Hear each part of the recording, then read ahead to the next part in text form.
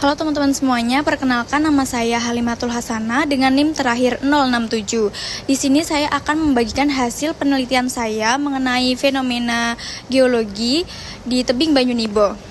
Secara administratif, tebing Banyunibo ini berada di Dusun Marangan, Desa Bokoharjo, Kecamatan Prambanan, Kabupaten Sleman, Daerah Istimewa Yogyakarta. Kemudian proses terbentuknya tebing Banyunibo. Secara geologis, awal mula terbentuknya tebing Banyunibo ini berasal dari aktivitas gunung api purba sekitar 20 juta tahun yang lalu atau Miosen awal. Endapan material vulkanik seperti abu dan batu apung terjadi proses pemadatan sehingga menjadi batuan formasi semilir.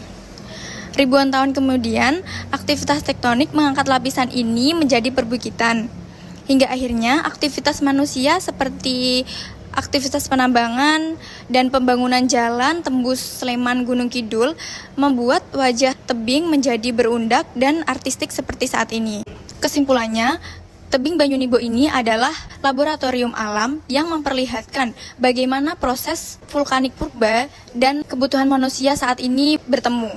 Sekian informasi dari saya, semoga bermanfaat.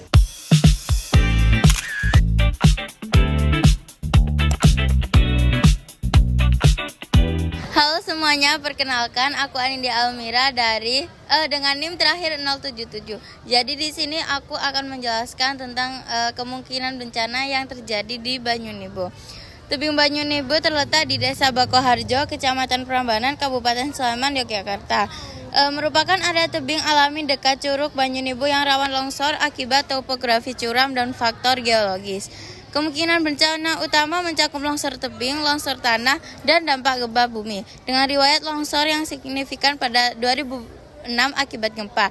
Nah, bencana yang pertama yaitu longsor tebing.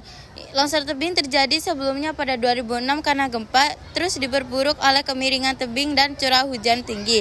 Bebatuan licin di sekitar curug juga menambah risiko tergelincir.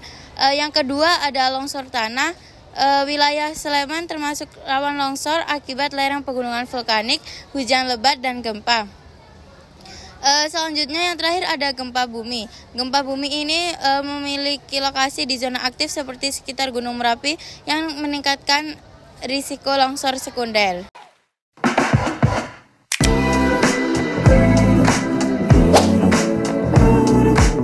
Perkenalkan, nama saya Nuri Firdausia dengan NIM belakang 047. Di sini saya akan melanjutkan penjelasan dari Anindya Almira, yaitu untuk faktor pemicu hujan ekstrim baru-baru ini di Sleman April 2026 memicu banjir dan longsor.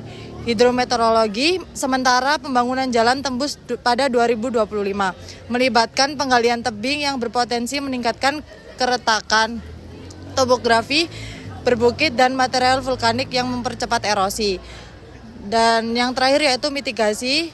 Pemerintah Sleman punya peta rawan bencana untuk pemantauan mitigasi, yaitu hindari area saat hujan deras dan waspada saat wisata. Sekian dari kami. Assalamualaikum warahmatullahi wabarakatuh.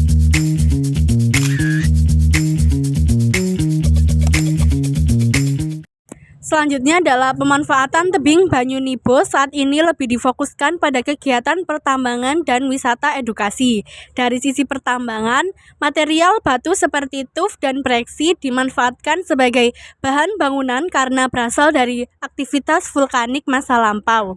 Di sisi lain, kawasan ini juga berkembang sebagai wisata edukasi.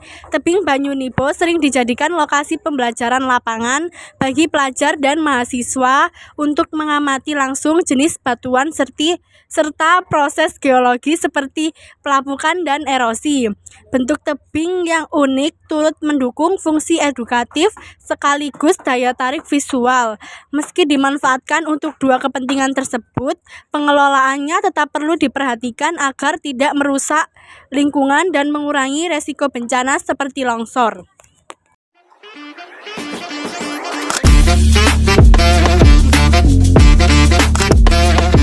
Dari survei yang kami lakukan kepada 31 responden yang didominasi oleh pengunjung, diketahui bahwa tingkat pemahaman mereka terkait sesar, gempa, dan tebing Banyu Nibo ini cukup beragam.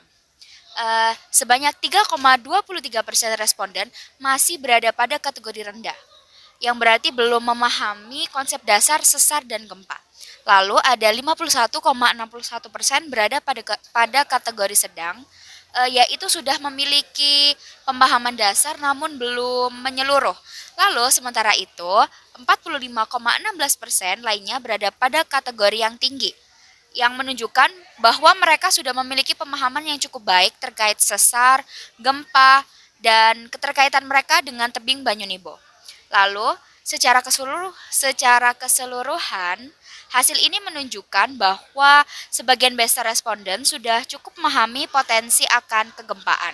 Namun, masih diperlukan edukasi lebih lanjut, khususnya terkait peran sesar dalam memicu gempa dan kaitannya dengan kondisi wilayah sekitar.